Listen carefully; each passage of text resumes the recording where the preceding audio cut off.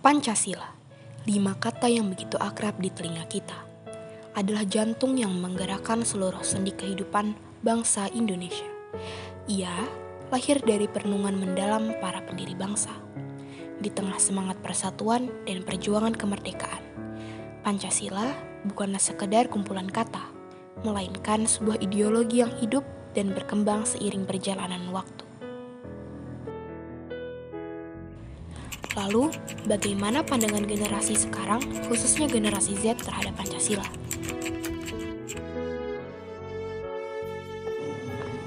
Generasi Z memandang Pancasila dengan cara yang berbeda dari generasi sebelumnya. Mereka lebih kritis dan ingin tahu mengapa Pancasila itu penting. Mereka bertanya-tanya, apa hubungan Pancasila dengan kehidupan sehari-hari saya? Apakah nilai-nilai Pancasila masih relevan di zaman sekarang? Generasi Z ingin melihat contoh-contoh nyata bagaimana nilai-nilai Pancasila diterapkan dalam kehidupan.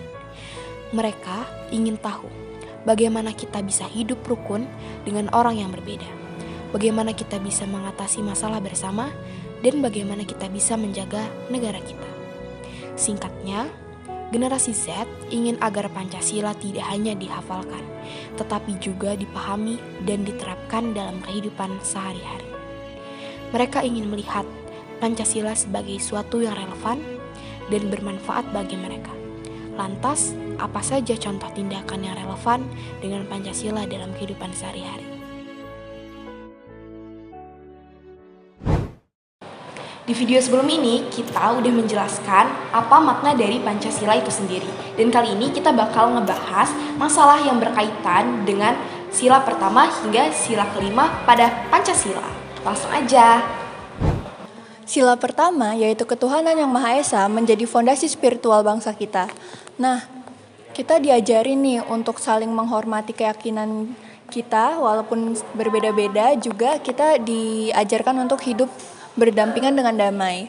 Di sini kita berempat bakal ngebahas permasalahan tentang Pancasila pertama yang ada di Gen Z. Oke, aku mau jelasin salah satu masalah yang sering banget kita alami nih.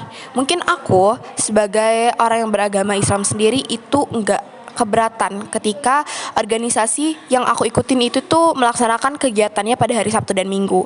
Tapi untuk teman-teman yang beragama di luar agama Islam seperti agama Kristen, itu tuh seringkali keberatan ataupun kesusahan dalam melaksanakan ibadah mereka gitu. Mungkin untuk masalah selanjutnya bisa dijelasin sama Sinara. Nah, masalah ini dari sisi media sosial ya. Waktu itu ada kasus dari TikTokers. Dia nih buat video, dia berpakaian ya muslim lah, berhijab. Tapi di video itu dia melakukan hal yang tidak senonoh, dan itu sangat kontra sekali ya, dan masuk ke dalam penistaan agama. Mengandung kayak komentar banyak banget yang komentar negatif nih, apalagi karena dia tadi tuh berpakaian hijab gitu kan, tapi dia melakukan hal yang nggak senonoh itu, jadi mengundang lah ya kayak komentar-komentar yang jadi menyerang gitulah untuk agama Islam sendiri gitu. Mungkin Andre bisa melontarkan solusi-solusi kali ya. Oke. Ya, kalau mau menanggapi soal masalah generasi Z yang menyimpang dari sila pertama Pancasila, dari kita ini ya, dari kami ini punya solusi terkait penyimpangan pada sila pertama. Itu yang pertama adalah edukasi. Nah, edukasi ini dilakukan oleh orang tua. Jadi kenapa harus orang tua? Karena generasi Z tentunya pasti punya dong orang tua ya. Mereka sejak lahir pasti punya orang tua, dan orang tua itu harus bertanggung jawab dan berperan untuk memberikan edukasi tentang toleransi agama seperti itu ya. Kemudian yang kedua, sama halnya itu edukasi dengan orang yang dilakukan oleh orang tua, yaitu adalah guru atau tenaga pengajar di dunia pendidikan. Kita pasti tahu kan bahwa generasi Z itu pasti mereka menempuh pendidikan gitu ya, baik di SD, SMP, SMA hingga perguruan tinggi. Nah, itu tenaga pengajar itu juga harus berperan untuk memberikan edukasi tentang peran kita sebagai generasi muda harus toleransi terhadap agama seperti itu. Nah, kemudian yang ketiga itu adalah edukasi yang dilakukan di media sosial gitu ya. Apalagi kita tahu bahwa media sosial itu dekat sekali dengan generasi Z ya.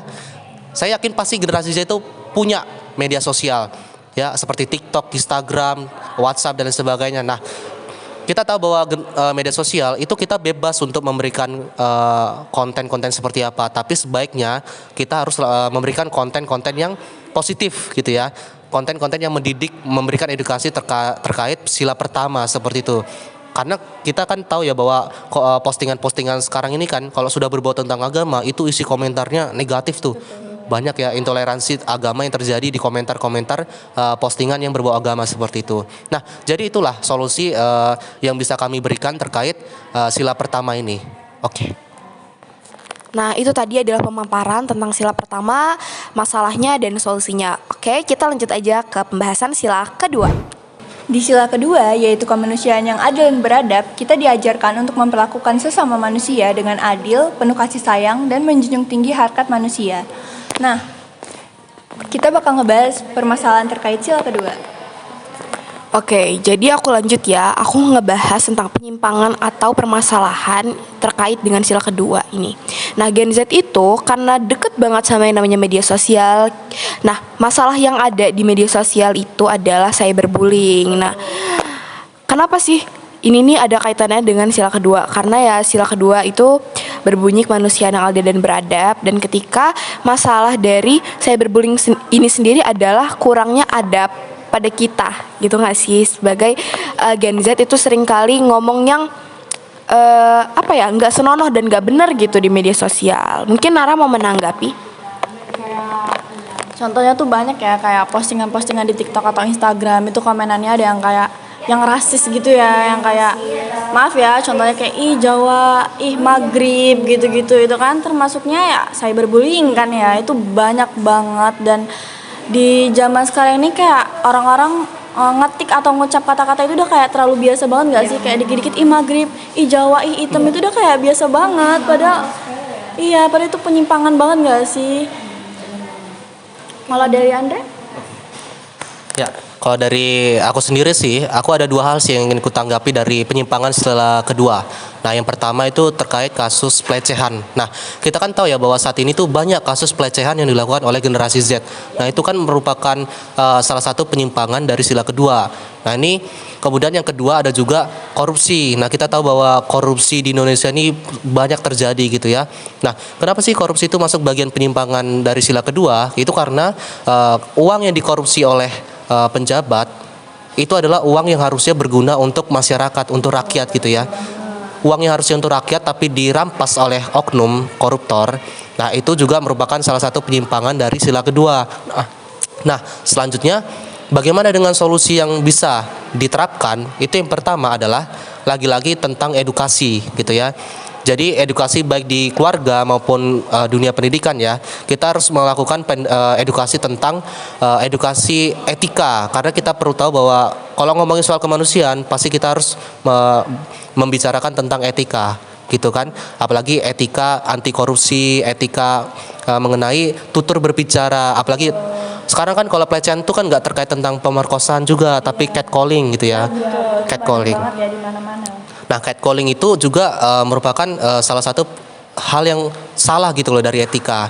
Nah, jadi itu yang pertama adalah edukasi tentang etika. Kemudian yang kedua adalah tentang meningkatkan kesadaran hukum seperti itu. Kita kan tahu bahwa kasus pelecehan itu banyak, kasus korupsi itu juga banyak. Nah, yang perlu ditingkatkan adalah kesadaran hukum di Indonesia ini. Jadi hukum di Indonesia harus perlu ditingkatkan supaya apa? Supaya untuk menjerah orang-orang yang melakukan penyimpangan terkait kemanusiaan seperti itu ya. Apalagi Indonesia sendiri juga punya namanya Lembaga Hak Asasi Manusia seperti itu.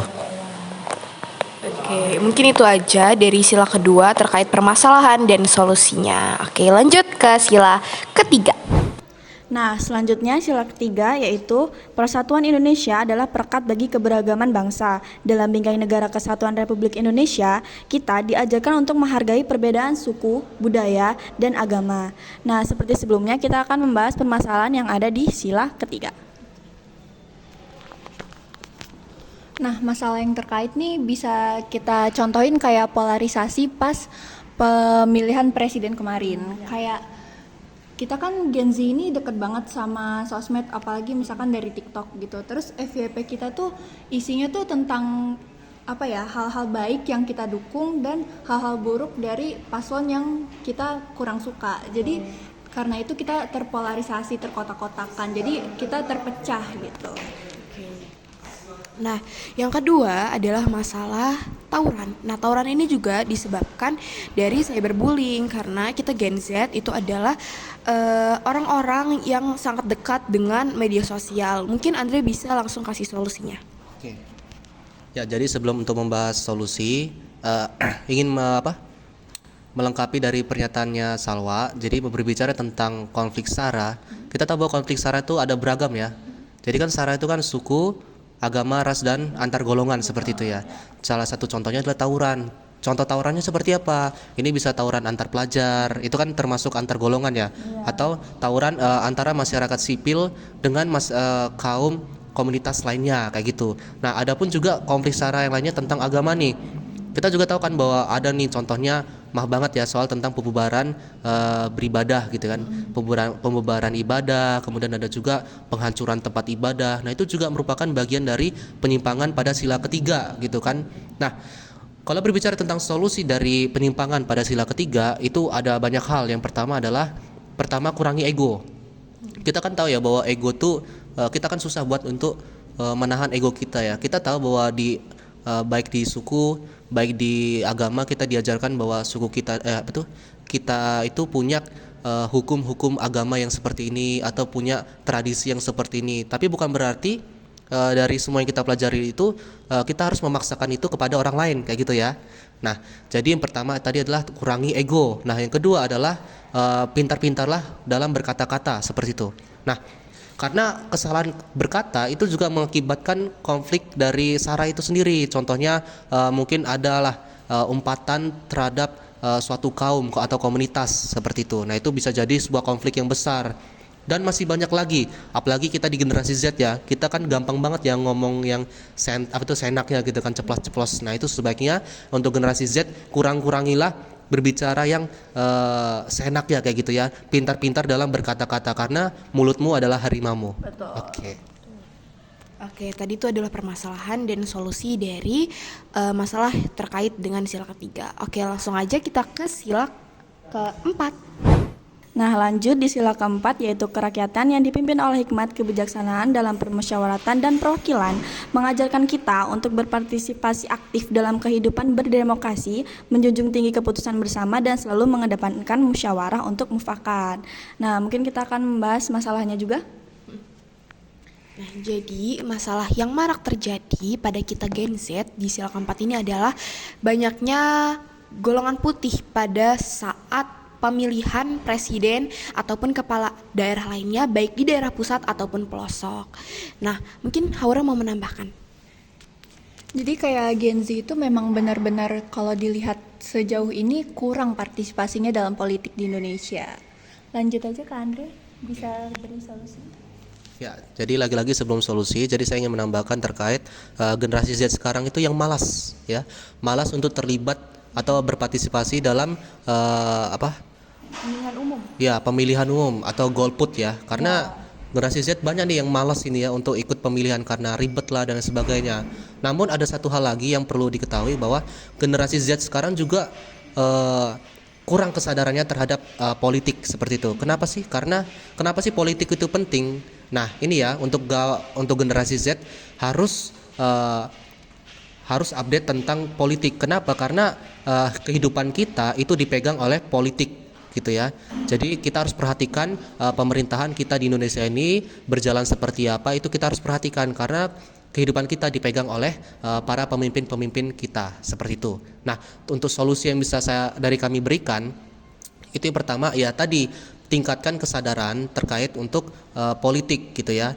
Tingkatkan kesadaran tentang politik. Yang kedua, kita harus berani untuk menyuarakan pendapat seperti itu. Karena terkadang kita tuh cuma ada di otak doang gitu loh. Kita punya pendapat seperti ini, tapi kalau tidak disuarakan ya percuma gitu ya. Jadi intinya ya jadi sama aja kayak bohong gitu kan. Nah, jadi intinya kita sebagai generasi Z, kita harus berpikir merdeka gitu ya. Kita harus berpikir merdeka yang artinya kita harus memerdekakan diri kita dengan cara apa? Dengan menyuarakan aspirasi, pendapat dan kritik kita terhadap pemerintah maupun terhadap sesama kita. Seperti itu. Nah, bagus banget ya solusi dari Andre ini. Mungkin kita lanjut aja ke sila terakhir, yaitu adalah sila kelima. Sila kelima, yaitu keadilan sosial bagi seluruh rakyat Indonesia, adalah cita-cita luhur bangsa kita. Kita didorong untuk membangun masyarakat yang adil dan sejahtera, di mana setiap individu memiliki kesempatan yang sama untuk meraih cita-citanya. Jadi masalah yang terkait bisa disambung? Oke, aku mau ngebahas terkait masalah di sila kelima ini pada Gen Z ya. Nah, Gen Z ini sering kali membandingkan kehidupan pribadi mereka dengan kehidupan pribadi orang lain. Yang bahasa kasar itu apa? Adu nasib. Apa? Adu nasib. Yes, bener banget. Adu nasib guys. Padahal itu tuh bakal kayak memperparah gitu loh masalah yang ada di Indonesia ini. Terus itu sering kali kita ngelihat influencer yang bagi-bagi harta mereka dengan secara cuma-cuma. Dan itu tuh malah meningkatkan jiwa ngemis anak muda yang nggak punya penghasilan tetap gitu. Mungkin Andre bisa langsung kasih aja solusi. Oh, mau nambah ini. Terus juga banyak Gen Z ini yang mungkin bisa dibilang pengangguran ya, dan itu tuh buat anak-anak milenial mikir kayak tuh anak Gen Z tuh pada pengangguran. Padahal masalah pengangguran itu juga ada kayak setiap kita mau daftar kerja nih, itu ada yang keterima tuh karena ada orang terdekat, iya kan? Itu banyak banget, itu nggak adil nggak sih? Menurut aku nggak adil banget. Atau enggak dia yang nyogok lah karena dia punya duit jadi dia nyogok biar dia bisa keterima kerja, itu banyak banget dan menurut aku itu nggak adil sih, ya nggak sih? Ya. Udah Andre. Ya, menanggapi juga dari yang disampaikan oleh Sinara. Jadi generasi Z itu memang berbicara tentang sila kelima, tentang keadilan. Itu generasi Z ini banyak yang tidak jujur gitu ya.